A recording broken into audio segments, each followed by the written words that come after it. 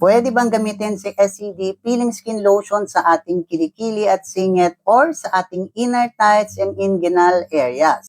Marami ako nakikita sa comment section na nagtatanong kung pwede pa itong gamitin specifically sa ating kilikili. The answer is yes, pwede po. And to be honest, meron na po akong maraming video, actually marami na siya, na inilabas ko yung awareness kung ano ba yung pwedeng maranasan just in case na gagamitin natin to sa balat natin, ano yung mga pwede nating maranasan, at kung paano ba siya gamitin in different parts ng body natin. Kasi magkakaiba po yung application natin sa mukha, sa inner thighs and inguinal areas, sa ating braso at binti din. At mapapanood nyo po yan dito po sa playlist sa baba ng aking peeling lotion review. Nandyan lang po yan sa part 1 to 5. So take time to visit yung ating playlist for more product knowledge and video tutorials. Again, pwede pong gamitin si SCD Peeling Skin Lotion sa ating kilikili at singit. Pero may mga risk factors po yan. Kung gagamitin nyo po ito sa inyong kilikili, singit, since maninipis sila at mga folded skin, mas manipis po ang mga area na iyan, kaya mas mabilis po sila makakaranas ng skin irritation such as number 1, redness, katulad nito. So yes, mamumula po ang kilikili nyo dyan, ang singit ninyo, o kahit naman sa braso at binti or kahit sa mukha ninyo yung gamitin, makakaranas talaga kayo ng pamumula. In all rejuvenating products naman po talaga, yan yung number 1 na pwede ninyong maranasan. Kahit hindi po SCD, basta nag-rejuve ka ng balat, makakaranas ka ng redness. So number 1 talaga yan. And some skin irritation na temporary lang naman. So kung willing ka na gumamit ng mga rejuvenating products sa kilikili mo, dapat ngayon pa lang aware ka na pwede ka makaranas ng pamumula sa balat mo. And also, dapat maingat kayo kasi nga manipis. Ayan yung pinakamanipis na part, yung kilikili at singit. So, mabilis siyang maluto. Dapat marunong din po kayong magtansya at makiramdam sa balat ninyo. Dahil kapag yan po ay masobrahan, ayan, ina-aware ko na kayo. Hindi ko gini-gatekeep ito. Parang rin naman sa safety ninyo. Dahil pag yes, masobrahan yan, ibig sa pumuti, pwede yan masunog at lalo pong mangiti. Pangalawa, kung gagamitin nyo ito sa inyong singit at kilikili, dapat po umiwas kayo sa pagsuot ng kahit anong masisikip na damit. Mga loose na damit lang muna ang suotin ninyo.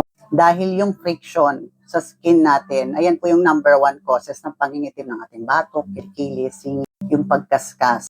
What more pa kapag gumagamit ka ng rejuvenating product sa balat mo, mas sensitive po yan. Kaya dapat umiwas sa mga masisikip na damit na pwedeng gumaskas sa inyong kilikili at singit during peeling lotion regimen. So again, nasagot ko na kung ano pwede nyo maranasan and also kung pwede ba siya sa kilikili at singit.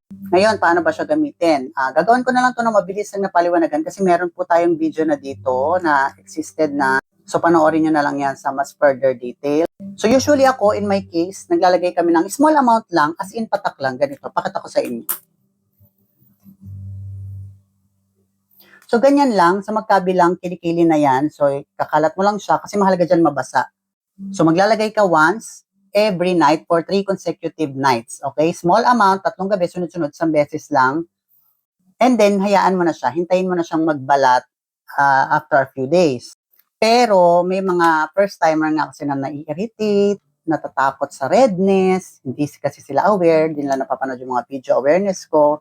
So mamumula talaga yan in 3 days. Then yun nga yung sinasabi ko, iwas kayo sa masisikip na damit. So 3 gabi, pwede kang maglagay sunod-sunod pero small amount lang. Kasi again, pinaalalahanan ko na kayo manipis po yan. Kung hindi naman kaya ng balat yung 3 gabi sunod-sunod, pwede naman maglagay ka ngayon. Huwag mong basain ng 2 araw. Sa pangatlong araw, pwede mo nang gawin yung normal na routine mo ng pagligo. And then wait 7 to 10 days kung magpipil siya. If no peeling happens on your 10th day, repeat the process on 11th day. So, ulitin mo lang ulit siya on your 11th day pag di siya nagbalat. By that way kasi, mas nalilesen natin yung skin irritation. But yun nga, medyo mas mabagal nga lang yung pag-peel niya. But at least safe kayo from skin irritation.